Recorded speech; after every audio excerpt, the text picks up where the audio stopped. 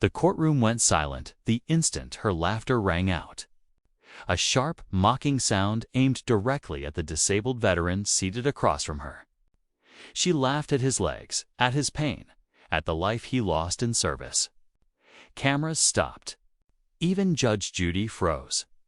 But arrogance always goes too far. And what Judge Judy said next erased the smile from her face for the next 8 minutes straight. But before we get into it, tell me, where are you watching from? Drop it in the comments and hit subscribe for more shocking courtroom moments. Her laughter was still fading when the room seemed to exhale. Not in relief, but in disbelief. Even the lights felt colder as they fell across her smirk. Judge Judy did not move, but something in the air warned everyone the storm had already started. The echo of Karen's mocking laugh hung in the courtroom like smoke after a fire. Marcus Hale, the disabled veteran she mocked, sat stiff in his chair, one hand gripping his cane as if anchoring himself against a memory trying to drag him under. His jaw clenched, not from anger. No, this was the kind of tension born from being wounded, where pride offers no shield. The camera caught the shake in his fingers as he adjusted his sleeve. He did not look at her. He did not have to. Her laughter had already etched itself into the room, into him, into the very space where dignity should have existed. Judge Judy finally moved, a slow, deliberate shift that pulled every gaze toward her. Her glasses lowered just slightly, enough to let Karen know she had crossed a line most people fear long before they reach it. "Are you proud of yourself?" Judy asked, her voice controlled, even, the kind of tone that carried weight without needing volume. Karen shrugged with a careless flick of her wrist. "I'm just saying what everyone thinks. He's exaggerating. It's not that serious. Not that serious." The words fell like a stone into water, sending waves of outrage through the audience. A few heads turned toward Marcus, their expressions tightening with sympathy he chose not to acknowledge. He stared ahead, chest rising in a slow breath, steadying himself before the next blow landed. Judy leaned forward slightly. "Miss Madsen mocking a disabled veteran is not a personality trait. It is a character flaw." Karen rolled her eyes so exaggeratedly the gesture itself became another insult. "Oh, please. He acts like he's the only one who's ever had a hard life." The courtroom stirred. Papers shifted. Someone whispered. A foot tapped nervously. But it was the silence between those sounds that carried the heaviest. Judgment, the kind that presses down on a person's shoulders. Marcus swallowed once, the motion small but revealing. Pain flickered in his eyes. Not physical pain, but the kind that lingers after years of pretending it doesn't exist. Judy's gaze softened toward him for a brief second before sharpening again at Karen. "You laughed at his legs," she said. "At what he lost in service, at the life he risked so people like you could sit in this courtroom and disrespect him." Karen opened her mouth, perhaps to argue, perhaps to deflect, but Judy raised a hand. "Do not speak," Judy said. "Not yet." The silence grew heavier, wrapping around the entire courtroom.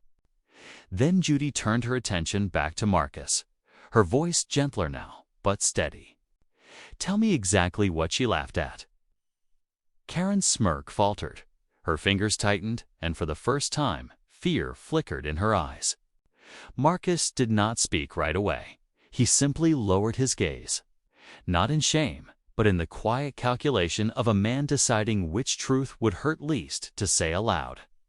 Even the air seemed to pause, waiting for his voice. His fingers tightened around the cane, resting against his leg, knuckles paling as he gathered the words that never came easily. The courtroom lights reflected off the metal brace beneath his pant leg, a subtle gleam that revealed more truth than any testimony could. When he finally lifted his head, there was no anger in his eyes, just the heavy patience of someone long accustomed to being misunderstood. "I was injured overseas," he began, voice steady but low, each syllable carrying lived weight. Service accident. Both legs took damage. I can walk, but not without pain. A faint tremor appeared in his right hand. He hid it by sliding the cane a little closer. Karen sighed loudly, tossing her hair in an exaggerated show of boredom. A few audience members shifted uncomfortably. The contrast between her theatrics and his quiet truth was jarring enough to make even the cameras linger on her face. Judge Judy watched Marcus, her expression unreadable but attentive, the kind of listening that makes a person feel seen. "Tell me about this morning," she said gently. "And what exactly?" she asked. Did she laugh at? Marcus nodded slowly, gathering more courage than it should ever take to describe humiliation. "I was coming through security," he said.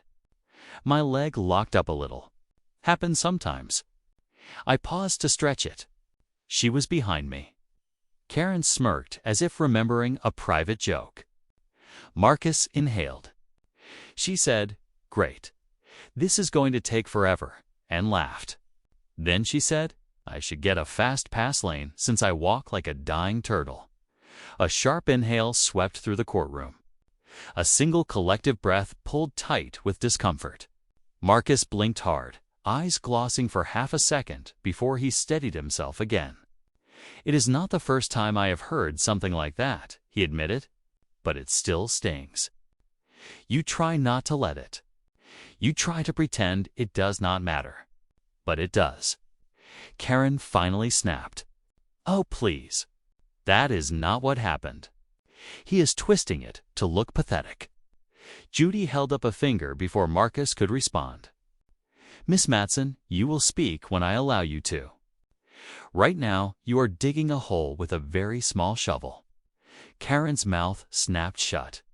Though irritation simmered beneath her skin like heat trapped under glass, Judy turned back to Marcus. "You mentioned something else." "Something she said earlier before we even entered the courtroom." Marcus hesitated. His throat bobbed. The room waited. "She called me half a man," he said quietly, in the hallway. Several people in the gallery recoiled at the cruelty of it. Karen crossed her arms defensively. "That is a lie. He cannot prove that." Judy's eyes sharpened, cutting through the tension like a blade. "Is that so, Miss Madsen?" she asked, leaning back with calculated calm. "Then explain why the bafe heard it too." Karen's smirk flickered the first visible crack. A single screen came to life, cold, blue, and unforgiving. Karen's confidence wavered the moment she saw her own reflection staring back at her from the tablet's glass. The bafe crossed the room with steady, deliberate steps, placing the tablet on Judge Judy's bench with the reverence of someone handling evidence that could reshape the air itself. The courtroom seemed to shrink as the screen lit up, pulling every gaze toward it like gravity, tightening around a truth about to be exposed. Judy angled the tablet just enough for Karen to see the frozen frame. Her own face, mid-smirk, caught in the small camera above the security checkpoint, even paused. The arrogance in her expression was unmistakable, sharp, careless, cruel. Karen swallowed hard. "That could be anything," she muttered, voice too thin to hold the bravado she tried to wear. Judy did not respond. She pressed play. The footage opened with a wide shot of the hallway.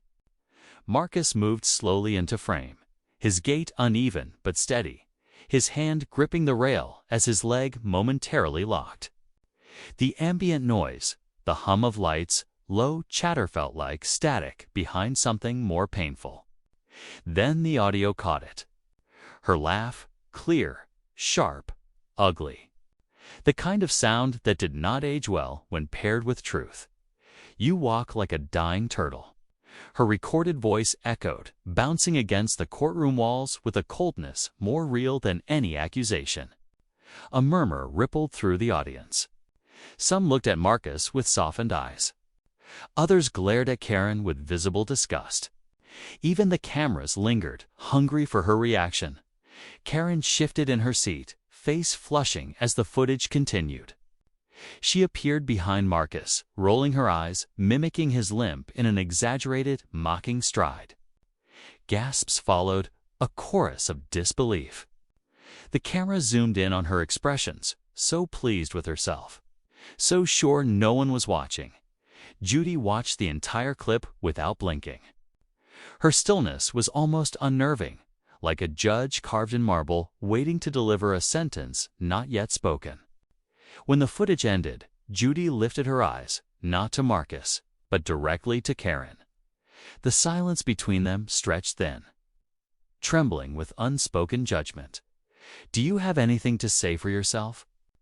Judy asked, tone calm but sharp enough to cut. Karen floundered. "I was joking." It was taken out of context. He was blocking the line. "I did not mean anything by it." Marcus closed his eyes, a small breath escaping him, as if reliving the moment hurt more now that the world had seen it. Judy's voice softened for only a second.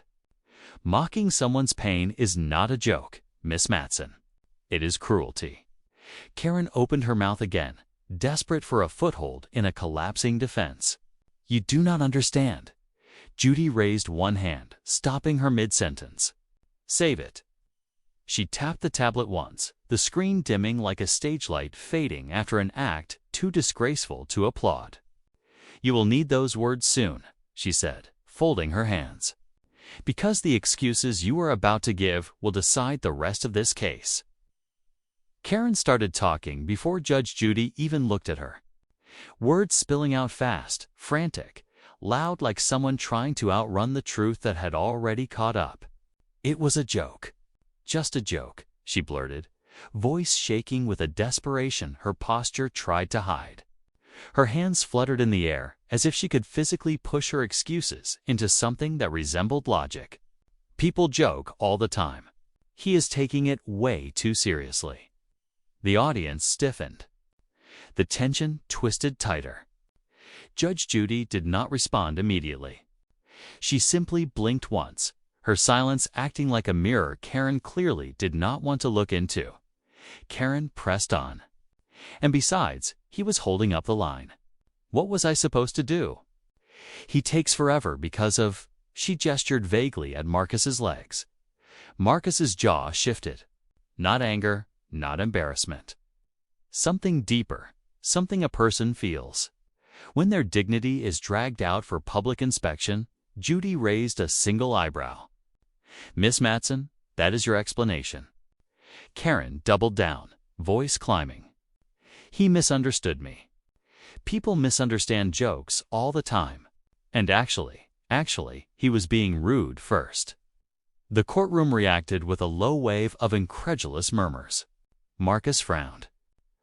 "Rude how?" Karen seized the moment with a spark of false confidence. "You sighed loudly at me in the hallway. You were being dramatic and trying to get attention. I mean, look at him. He plays up the limp when people are watching." The gallery fell silent. Even the camera operators paused, stunned. Marcus's eyes widened, not with shock, but with the hollow ache of someone used to being misjudged. Judy leaned forward, her tone cooling. "So, let me be clear. Your defense is that he invited your mockery." Karen hesitated. "Too long. Yes, sort of. You do not understand how he acts when the cameras are not around." Judy's lips pressed into a thin line. "And how would you know how he acts when the cameras are not around? You met him today?" Karen froze again. The spiral tightened. "And there is more," Marcus said quietly. His voice carried a tremor that felt heavier than anger disappointment. "She owes me money." Karen whipped toward him. "Are you kidding me? That has nothing to do with this." Judy held up a finger. "Everything you do speaks to your character. If you owe this man money and you mock him on top of it, that is relevant." Marcus reached into his folder, producing paperwork. "I paid a bill for her." "She begged me for help," Karen sputtered. "I did not beg. I simply asked, and he offered. He practically shoved the money at me. Marcus did not react. The lie barely grazed him anymore, but Judy caught it. Her eyes sharpened, her posture stilled. "Enough," she said softly, too softly. The courtroom fell silent. She reached for a folder on her desk, one no one had seen until now. Her hand rested on it with a weight that carried meaning. "Before we go any further," Judy said, tapping the unopened file, "there is something in here that changes everything." The folder hit the bench with a muted thud, but the sound felt heavier than a gavel strike. Karen's eyes darted toward it like it was a ticking device she suddenly remembered planting. Judge Judy opened the file slowly. Each page turned crisp and deliberate. Her silence was no longer neutral. It carried intention, the kind that made a guilty conscience twitch. Karen tried to read the judge's expression, but Judy's face remained unreadable, carved from the same stillness she used when preparing to dismantle someone with precision. "Mr. Hale," Judy began calmly, "you said you paid a bill for Miss Matson?" Marcus nodded once. "Yes, ma'am." "And you have proof?" "I do." Judy lifted the document inside the folder, the one Marcus had provided earlier, but she had reserved for this moment a medical invoice paid in full by Marcus. The audience leaned forward as the details unfolded. "Miss Madsen," Judy said, turning the paper toward her, "this bill is for your emergency room visit." Karen blinked rapidly. "Yes, but I mean," he offered. "I did not force him." Marcus's voice was soft but steady. "You told me you had a serious back injury. You said you were in pain. You were crying." "I was emotional," she snapped. "People get emotional." Judy's gaze narrowed. "Did you or did you not tell him you could not stand for long periods of time due to this injury?" Karen hesitated a fraction too long. "Well, I was hurting that day." "Interesting," Judy replied, her tone cooling. "Because you certainly had no trouble standing in line long enough to mock a disabled veteran." A ripple of murmurs swept through the room. Karen's cheeks flushed with anger or fear. Hard to tell. Marcus looked down, his thumb brushing the edge of his cane. "I helped her because she seemed desperate," he said softly. "I thought it was the right thing to do." "And in return," Judy said, turning fully toward Karen, "you mocked his disability, not once, but multiple times." Karen's hands flew up. "I already told you it was a joke. He is milking this whole thing. Look at him." She gestured at Marcus again, careless and cruel. "He uses that limp to get attention. He probably helped me just so he could look like a hero." Marcus inhaled sharply, but Judy spoke before he could. "You know what I see?" Judy asked, voice low, controlled, devastating. "I see a man who helped someone in need. And I see a woman who exploited that kindness, fabricated a disability to gain sympathy, and then had the audacity to ridicule someone who actually lives with pain every day." Karen's face drained of color. "And one more thing," Judy added, lifting the bill again. "You never paid him back. Not a cent." "I was going to," Karen insisted. "I just needed more time." 3 months, Judy said. "You had 3 months." Karen's mouth opened, but nothing came out. The excuses had finally run out of oxygen. Judy closed the folder carefully, as if sealing a truth Karen could no longer escape. "So tell me, Miss Madsen," Judy said, leaning in, "why do you respect the disabled only when you pretend to be one?" Her smile did not vanish all at once. It trembled first, a tiny quiver at the corner of her mouth, like the first warning ripple before a dam gives way. Karen's hands, once animated and dismissive, now gripped the edge of her podium with white-knuckled tension. Her breaths came shallow, uneven. The courtroom had shifted against her. She could feel at every face, every silent judgment, every camera lens waiting for the next crack in her performance. And it rattled her in ways she had not felt in years. I do not disrespect the disabled, she insisted. But her voice had lost the sharp edge she once swung like a blade. I was stressed. He triggered me. He tried to guilt-trip me with his situation. Marcus's head tilted, not in accusation, but in quiet disbelief. His kindness made her excuses sound even uglier. Judge Judy watched Karen with an intensity that softened nothing. You triggered yourself, she said. You mocked a man who helped you. You lied about a back injury to get sympathy. You owe him money. And still, you act like the victim. Karen blinked rapidly, her throat working as she swallowed hard. I just wanted people to understand that I was hurting too. And hurting gives you permission to hurt others. Judy asked, her tone calm but laced with steel. Is that your argument? Karen's eyes darted toward the audience. She found no allies, not even a sympathetic face to cling to, just the cold, honest reflection of how far she had fallen in minutes. She took a shaky breath. I do have pain, she insisted weakly. Sometimes my back. Judy cut her off. Stand up. The room stilled. Karen hesitated. What? Why? You claim you cannot stand for long periods because of your injury. Stand now, Judy said. Karen rose slowly, awkwardly, as if unsure how much she should exaggerate the movement. She winced theatrically, reaching for her back in a gesture that carried all the authenticity of a bad audition. The audience exchanged looks. Even the baif's eyebrow twitched upward. Walk, Judy instructed. Karen took a few stiff, robotic steps, making sounds somewhere between groans and attempts at sympathy bait. Judy leaned back. Are you done embarrassing yourself? Karen froze mid-step, her face flushing a deep, humiliated red.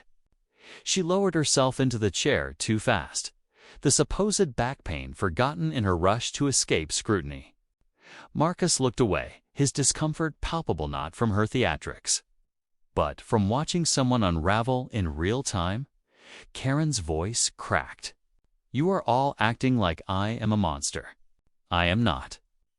No, Judy said softly. You are someone who cannot tell the difference between pain and cruelty. The room held its breath. Karen's eyes glossed, anger, shame, and the beginning edge of panic swirling together. Judy leaned forward, voice low but unshakably direct. And since you brought up this back injury, Miss Madsen, I think it is time we look at the doctor's report. Her confidence did not collapse.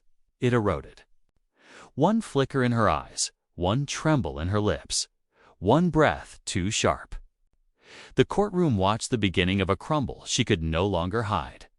Karen clutched the sides of the podium as if steadying herself against a storm no one else could see. The bravado she had worn like armor was now slipping, revealing the frantic heartbeat beneath. Her gaze darted from Marcus to Judge Judy to the gallery, searching for a single friendly face. Finding none, I did not lie, she insisted, voice smaller, thinner. People misunderstand sarcasm.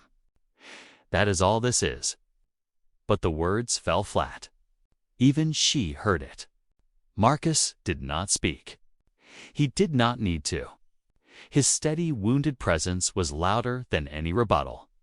The camera zoomed in on his stillness, on the quiet dignity of a man who had endured more than the woman mocking him could understand. Judge Judy folded her hands. Miss Madsen's sarcasm requires wit. What you did was cruelty, and not even clever cruelty. Karen flinched as though the words had weight. I was upset, she snapped. Everyone acts like I am some villain when I was just venting. I have pain too. Real pain. Judy lifted a brow. You claim a back injury prevented you from standing in line, but somehow did not prevent you from reenacting a limp to mock a veteran. Karen's breath stuttered. Well, pain comes and goes. Then let us see what is coming today, Judy replied. Stand up. The room froze with her. Karen blinked. What? Why stand? Judy repeated, calm and unforgiving. If your back injury is genuine, standing should be difficult. If it is not, that will be obvious too. Karen rose slowly, awkwardly, each movement exaggerated, as though she were performing in a play without rehearsing. She placed a hand on her lower back, groaning loudly, too loudly. The audience exchanged glances. Someone stifled a laugh. Even the babe's expression flattened into disbelief. Walk. Judy said. Karen shuffled forward, knees bent, a caricature of pain rather than a portrait of it. It was the kind of performance that crumbled the longer it lasted. Judy tilted her head. Remarkable. Your injury seems to worsen only when you are being held accountable. Karen stopped moving, face flushing, shoulders curling inward. She dropped into her seat too quickly, her supposed pain vanishing in the descent. Marcus looked away, discomfort tightening his features. Watching someone unravel could be painful in its own way. Karen's voice came out cracked. Everyone here hates me. You are all waiting for me to mess up. You do not understand what I go through. Judge Judy leaned forward, tones softening only enough to make the truth stir. Miss Madsen, pain is not a shield, and cruelty is not a coping mechanism. Karen swallowed hard, mascara smudged, blinking rapidly. The room waited. Judy's gaze hardened. Since you insist on this injury, let us examine the evidence. She lifted a new document. The doctor's report says otherwise. The paper in Judge Judy's hand looked harmless, thin, white, ordinary. Yet Karen stared at it like it was a verdict already written against her. Judy adjusted her glasses, letting the quiet stretch long enough for Karen's pulse to fill the space between breaths. The room was still charged, waiting. Even the cameras leaned in as though they sensed the moment sharpening. This, Judy began, tapping the page, is your medical report. Karen blinked rapidly. My what? I do not. How did he get that? Mr. Hale wanted to understand why a woman who claimed she was bedridden with back pain could suddenly sprint across a parking lot when she thought she was late for a hair appointment. Karen's eyes widened. That was taken out of context. Judy lifted her hand. Silence fell again. According to this report, Miss Madsen, you were cleared of any back injury 6 months ago. Your doctor found no disc issues, no fractures, no chronic condition. She tapped the page again. You were discharged with a recommendation for light exercise, not disability accommodations. A murmur rippled through the courtroom like a sudden chill. Karen's mouth opened and closed, her expression twisting as she searched for an escape that did not exist. He should not have given you that. That is private information. Marcus shifted in his seat. You handed it to me, he said quietly. You begged for help and gave me all your medical paperwork to prove you were in real pain. I kept it because I thought you might need it again one day. Karen's face contorted. You do not get to play hero right now, Miss Madsen. Judy cut in, voice sharpened. This is not about heroism.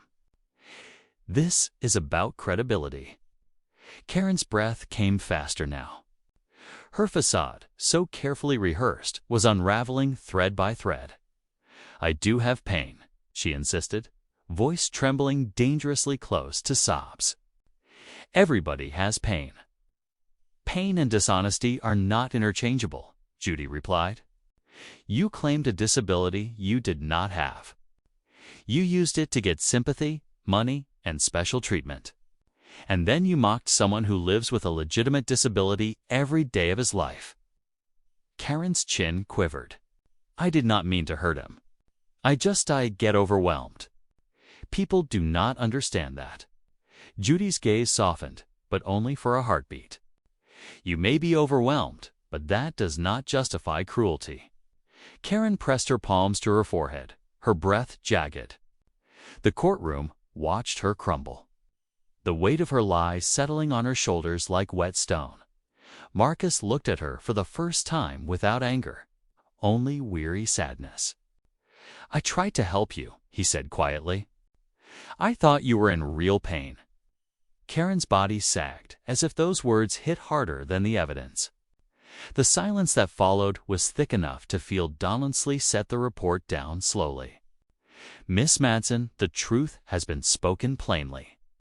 The question now is what you will do with it." Karen looked up, eyes shining with something raw and unfamiliar fear, maybe even regret. Judy leaned in. "Because we are not done. There is something else you need to hear." Karen froze as the bailiff stepped forward with another piece of evidence. For the first time since the hearing began, Karen went silent not from obedience, but from fear. Real fear. The kind that arrives when a person realizes the room no longer bends around their voice. The bailiff stepped forward, placing a small audio device on Judge Judy's bench. The audience leaned in, every instinct sensing the shift. Something heavy had just entered the space. Something irreversible. Judy waited a beat, letting the tension thicken like fog settling over cold ground. "This," she said, tapping the device with a single finger, "is a voice recording, submitted quietly, carefully, and only just in time to matter." Karen stiffened. A recording of what? Her voice was already quivering, too soft, too thin. Judy didn't answer. She simply pressed play. A harsh burst of static, then Karen's voice, clear, sharp, dripping with venom. "Look at him," the recording hissed, dragging those useless legs around like he wants applause. "If I limped like that, I would hide at home, not wobble around pretending to be brave." The courtroom froze. A gasp escaped someone in the back row. The camera snapped closer, capturing the exact moment Karen's face collapsed inward, her mouth trembling open in stunned horror at her own words. Marcus stared at the floor, blinking slowly, the weight of those insults pressing into his shoulders once more, not with surprise, but with the ache of repetition. Judy paused the recording, her thumb hovering like a blade. "Is that your voice, Miss Madsen?" Karen shook her head violently. "No, it is. It is edited. Someone spliced it." "I never said." Judy pressed play again. Karen's voice continued, mocking Marcus's gait, his posture, his attempts to steady himself. Each word felt like a bruise landing on open skin. The cruelty was unmistakable, unedited. UNEMBELLISH. When Judy finally stopped the recording, the silence that followed felt punished.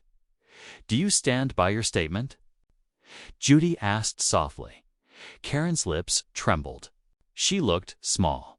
No longer the woman who strutted through the morning with a sharp laugh and sharper tongue. "I was angry," she whispered. "I did not mean it the way it sounds. People say things when they are upset." "People," Judy cut in, "do not mock disabled veterans for sport. You did." Karen wiped under her eyes, smearing mascara into uneven streaks. "I did not think anyone would hear it," she admitted, voice cracking. Judy leaned back. "So the cruelty was acceptable as long as it was private?" Karen didn't answer.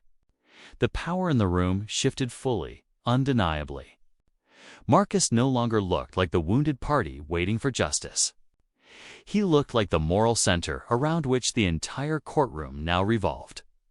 Judy folded her hands, her voice calm enough to be lethal. "Ms. Madsen, everything you have denied, minimized, or excused has now been independently verified."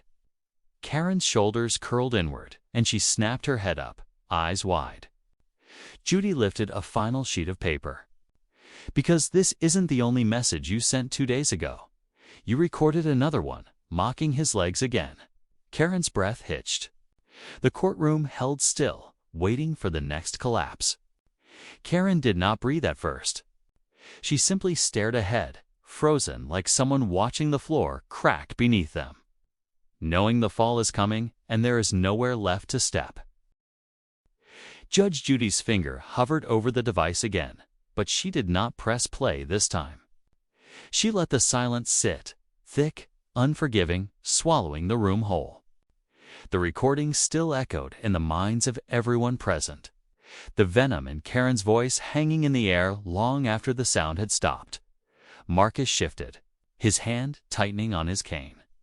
Not in anger, not even in hurt.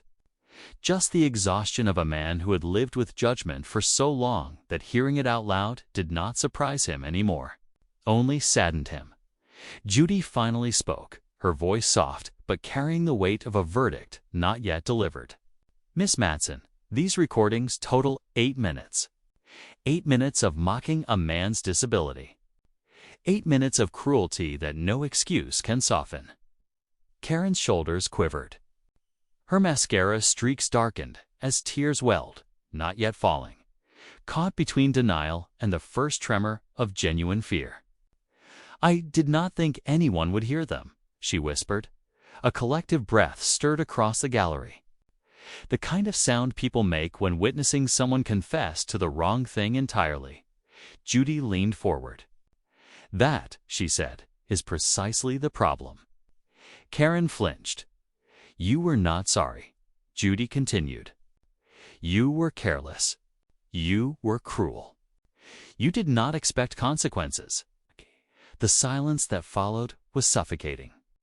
Even the cameras seemed to stop buzzing, as though the entire courtroom were holding its breath. Karen tried again, voice cracking. "I was angry at him." "You do not know what he said to me before?" Marcus looked up sharply. "I never said anything to you except good morning." She opened her mouth, but the lie evaporated on her tongue. Her eyes glistened. Her lower lip shook, and then it broke not loudly, not dramatically. Just a quiet, shuddering exhale as her facade collapsed inward. "I do not know why I said those things," she whispered. "I was frustrated. I was overwhelmed. It just came out." Judy studied her for a long, still moment. "Cruelty does not come out, Miss Madsen. It is chosen." Karen covered her face with both hands, shoulders trembling. The courtroom watched, some with contempt, some with discomfort, some with an ache of understanding for how deeply people can lose themselves. Marcus's gaze softened. Not with forgiveness, not yet, but with a weary empathy that only someone who knows suffering can offer. 8 minutes of recordings. 8 minutes of self-inflicted damage. 8 minutes that felt like an eternity compressed into a single heartbeat of truth. When Karen finally lowered her hands, her eyes were rimmed red. She looked smaller, not humbled, just lost. "I did not mean to become this person," she said, voice unraveling. Judy exhaled slowly. "Then perhaps it is time to confront why you did." Karen stiffened.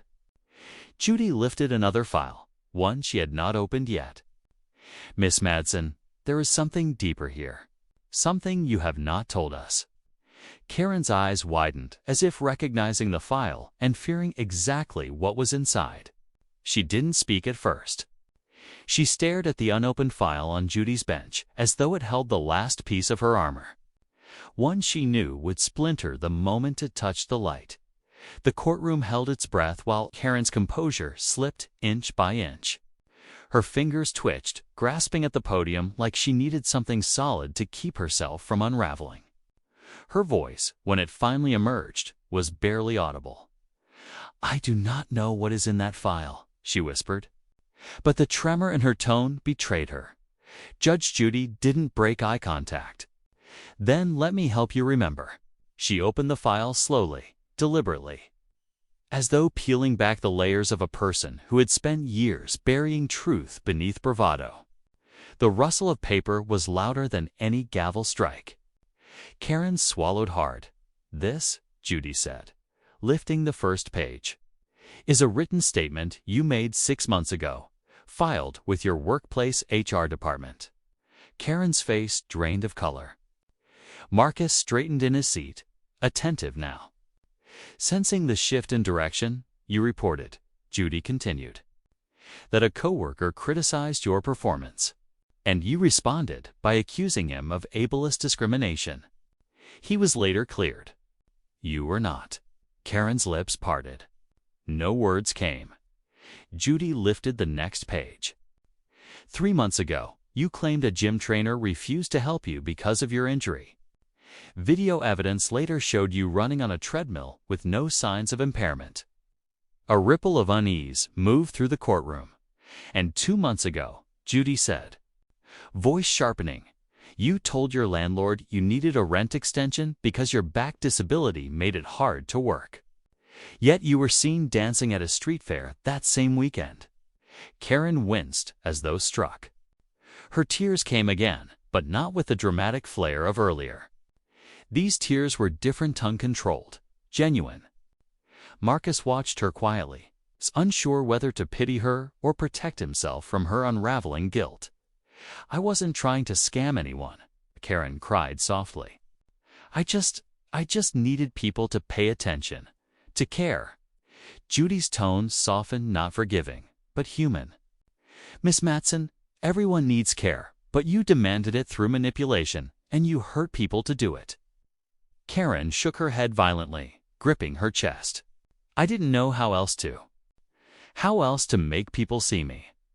Her breath hitched, her shoulders crumpled inward.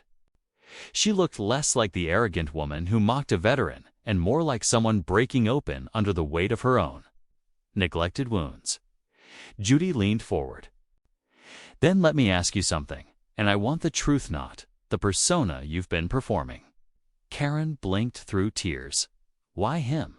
Judy asked. Why target Mr. Hale so viciously?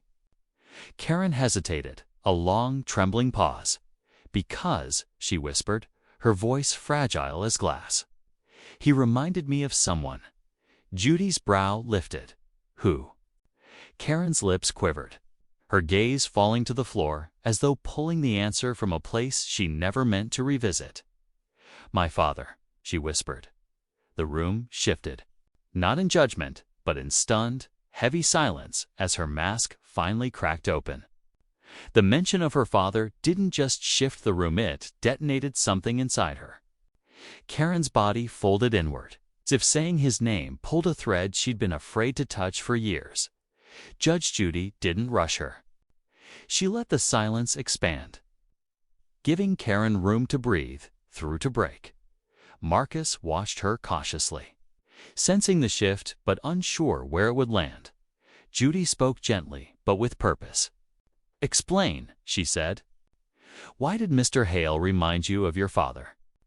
Karen wiped her eyes, smearing black lines across her cheeks. My dad was a veteran too. He came home angry, broken.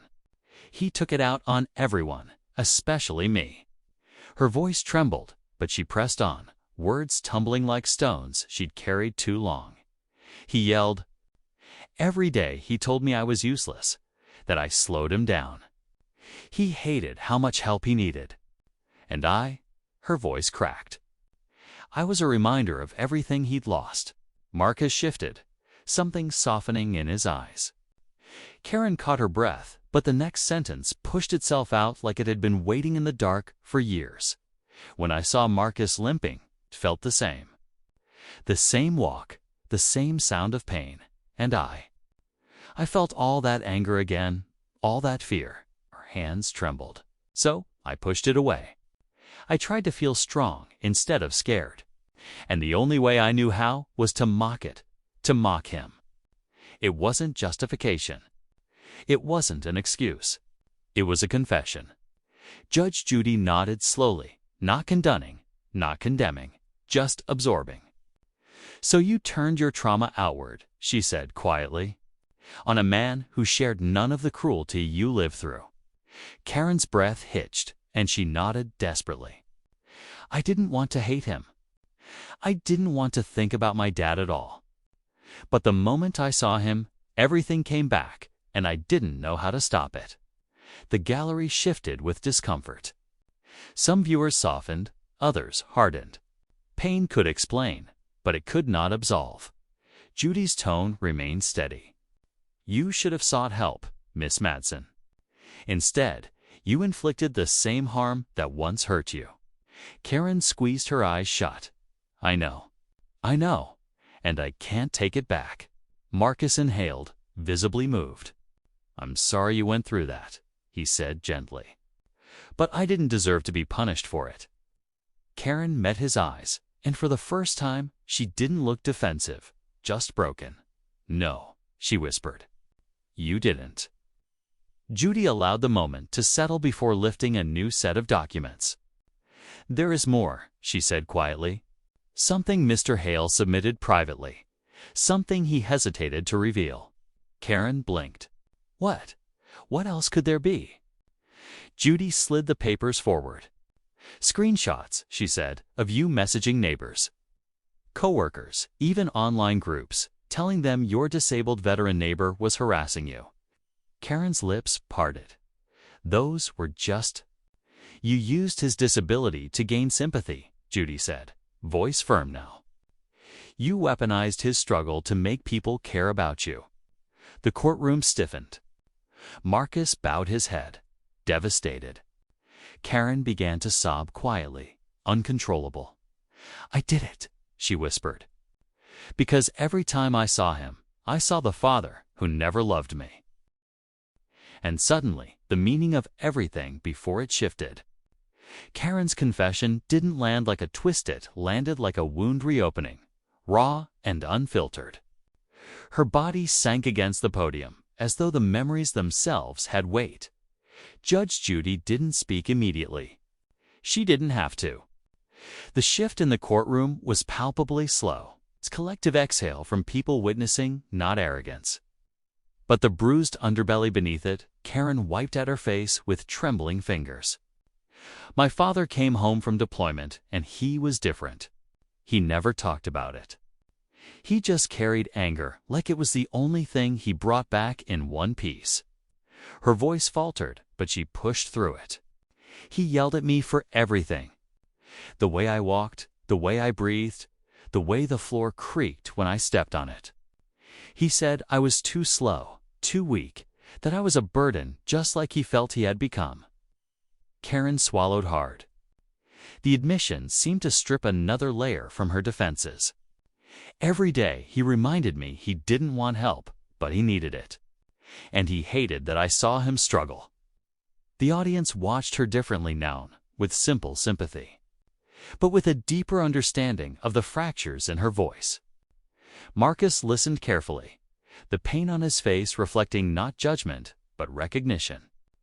Veterans knew the kind of demons that followed soldiers home, and children often grew up in that shadow silently.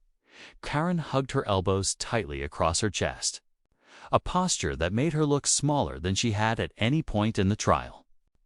I tried to be strong for him. I tried to make him smile, but he only got colder, angrier. He pushed me away so hard, I started believing I somehow caused it. Tears spilled freely now, no theatrics left in them. And when he died, she whispered, voice breaking, I never forgave him. Not for what he did, and not for leaving before I could figure out how to fix it.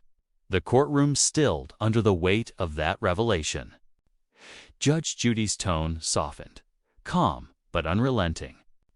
Miss Madsen, pain that is never faced becomes pain that is inflicted. You carried your father's anger and, instead of healing it, you aimed it at someone who reminded you of him.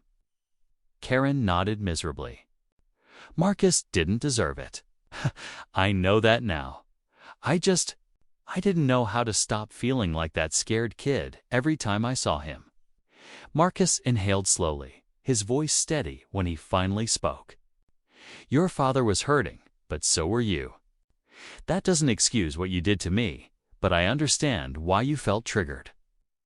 Karen lifted her eyes, overwhelmed. I'm sorry, she whispered. I'm so sorry, Judy.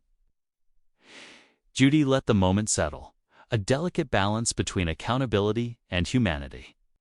This is the consequence of unhealed wounds, she said gently. They don't disappear. They find new targets. Karen bowed her head, shoulders shaking. The courtroom wasn't angry anymore. It was reflective, sobering. Judy cleared her throat softly. "We've heard your past, Miss Madsen. Now we must address the damage done in the present." She reached for the next case file, the one listing every consequence Marcus endured. The courtroom felt different, now less volatile.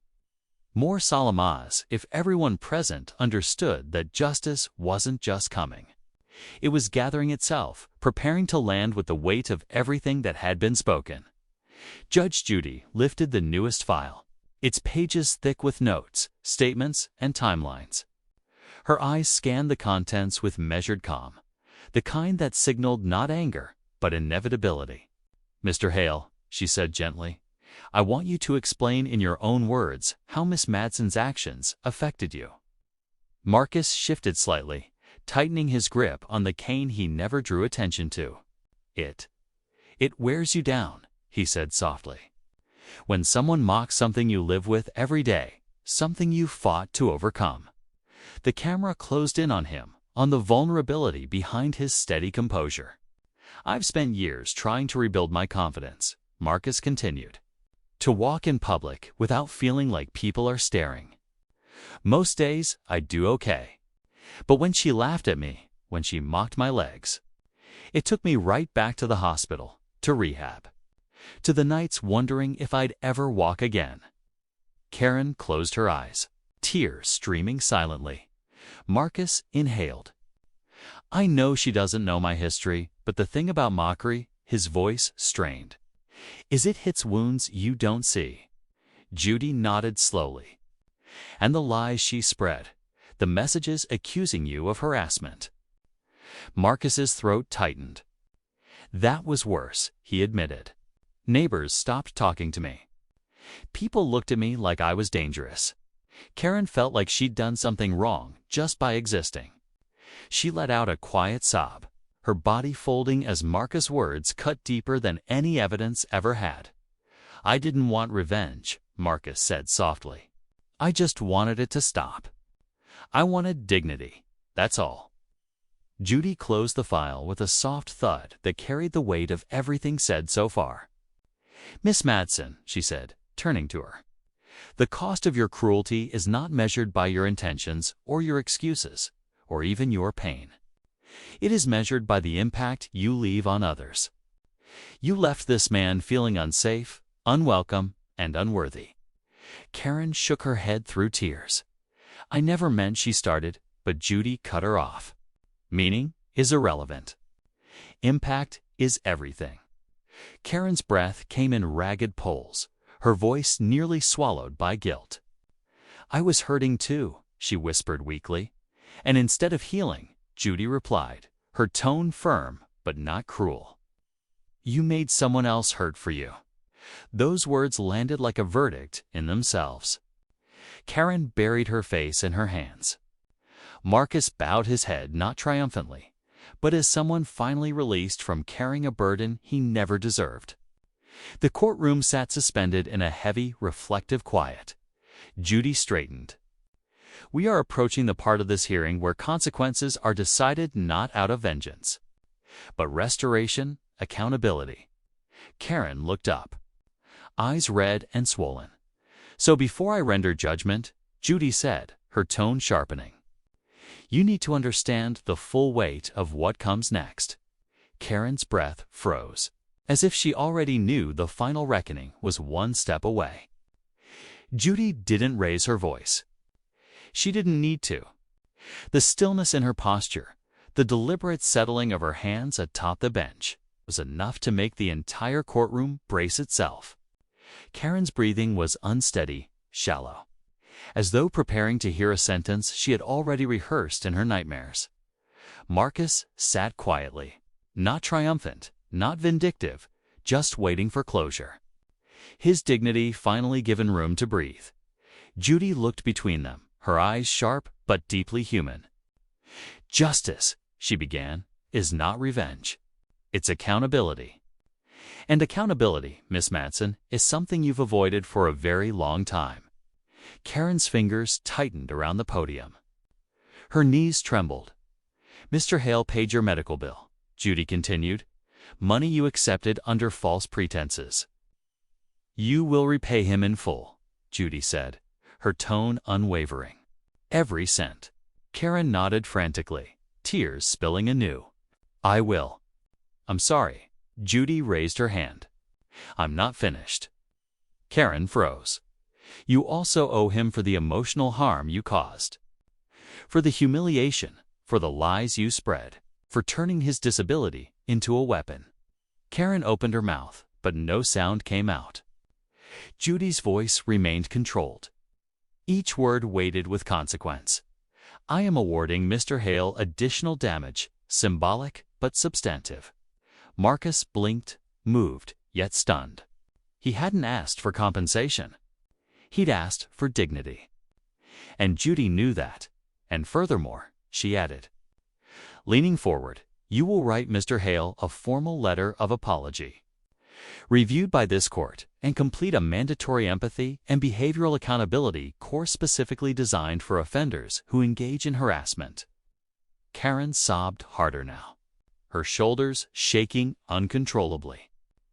This wasn't a slap on the wrist. This was a restructuring of the person she had allowed herself to become. Judy's tone softened slightly. You cannot undo your past actions, but you will confront them, and you will learn from them. Karen's voice cracked through the tears. I don't know if I can ever make this right. That, Judy replied calmly, is not up to you to decide. It is up to the man you hurt and to the work you choose to do from this point forward. The gallery remained silent. No murmurs, no reactions, just a collective weight settling over everyone in the room. They weren't witnessing punishment. They were witnessing a reckoning. Karen wiped at her swollen eyes. I'm sorry, she whispered, fragile, its fractured truth carrying more sincerity than any defense she had offered before. Marcus studied her for a long moment, then nodded once. A nod not of forgiveness, but of release. Judy inhaled, preparing her final words. Miss Madsen, you asked earlier if we all think you're a monster. You're not. You're a person who made a series of cruel choices and now you're a person who must live with the consequences of them. Karen lowered her gaze, tears dripping onto the podium.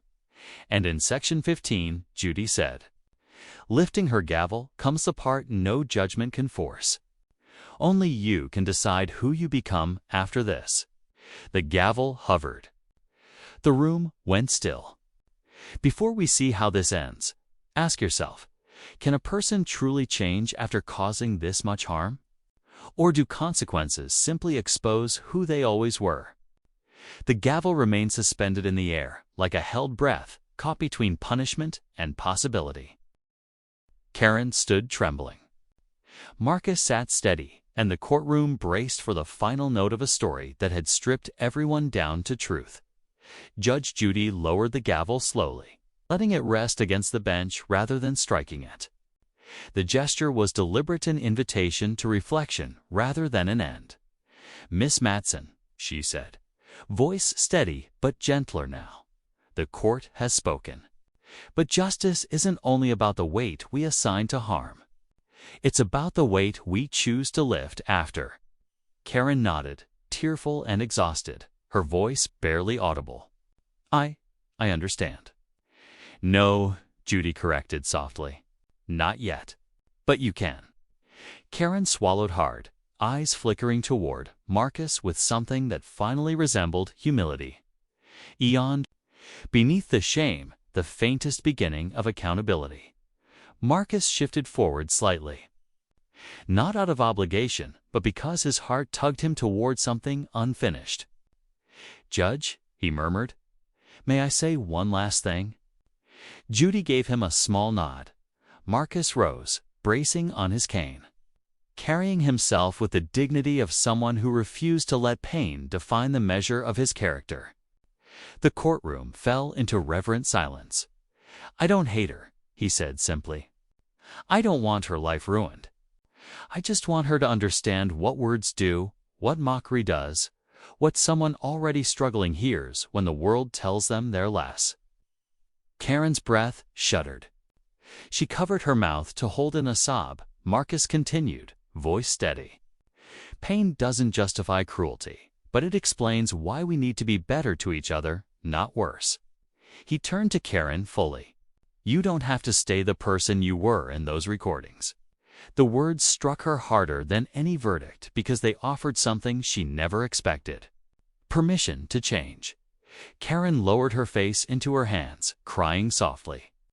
Not defensive tears, not manipulative ones, tears of release. Judge Judy exhaled, tension easing from her shoulders.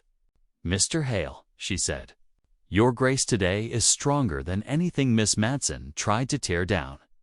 She turned to Karen. This is not mercy. This is a challenge to rise, to grow, to do the work, and to stop hiding behind pain as an excuse for harming others. Karen nodded through tears. I will. I promise I will.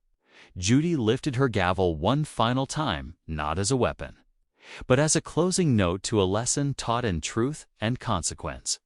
This court finds in favor of the plaintiff, she said firmly.